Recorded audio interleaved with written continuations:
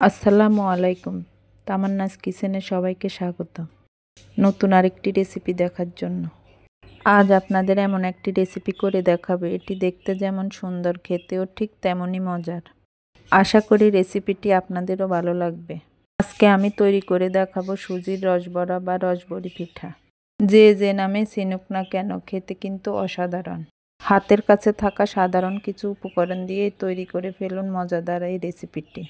আর খুব অল্প সময়ে তৈরি করে ফেলা যায় এই রেসিপিটি। চলুন শুরু করা যাক। চুলায় একটি প্যান বসিয়ে তাতে 2 টেবিল চামচ চিনি দিয়ে দিব। চুলার হিট লোতে রেখে অনবরত নাড়াচাড়া করে ক্যারামেল তৈরি করে নিব। খেয়াল রাখতে হবে ক্যারামেলটা যেন বেশি পুড়ে না যায়।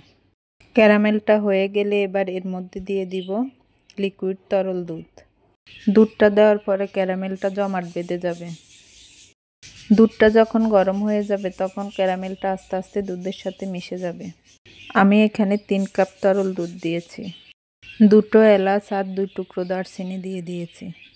সামান্য পরিমাণ লবণ দিয়ে দিয়েছি। দুধটা ভালোভাবে ফুটে আসলে দিয়ে দিব 1/2 কাপ চিনি।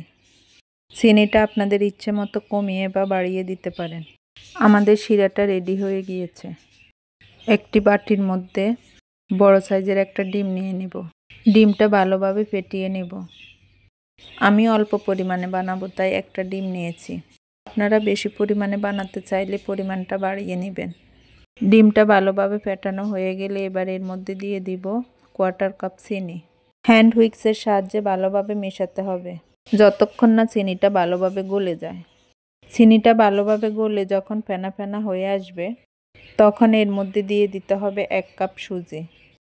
আমি সুজিটা একবারে দিব না, প্রথমে অর্ধেকটা পরিমাণ দিয়ে নিলাম।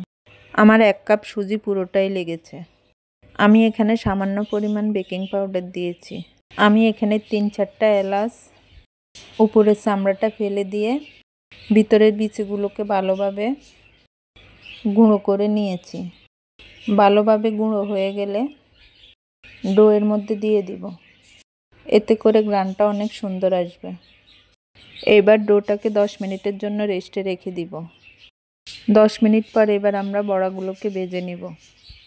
চুলায় একটি প্যান দিয়ে তাতে পরিমাণ মতো সয়াবিন তেল দিয়ে তেলটা হালকা গরম করে নিয়েছি। অল্প পরিমাণ ডো নিয়ে গোল করে তেলের মধ্যে দিয়ে দিব। এই পর্যায়ে চুলার হিট মিডিয়াম লোতে থাকবে।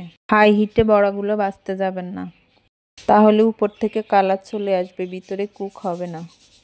বড়াগুলোতে হালকা গোল্ডেন কালার চলে আসলে তেল থেকে উঠিয়ে নিব। এবার গরম গরম বড়াগুলো শিরার মধ্যে দিয়ে দিব। শিরাটাও গরম রয়েছে। বড়াগুলো শিরার মধ্যে দিয়ে শিরার সাথে ভালোভাবে মিশিয়ে নেব। এই পর্যায়ে বড়াগুলো শিরার মধ্যে বেশি থাকবে। কিছুক্ষণ পর রস টেনে বড়াগুলো ফুলে দ্বিগুণ হয়ে যাবে। বড়াগুলো শিরার মধ্যে দিয়ে ঢাকনা দিয়ে ঢেকে রেখে দিব 1 ঘন্টার মতো।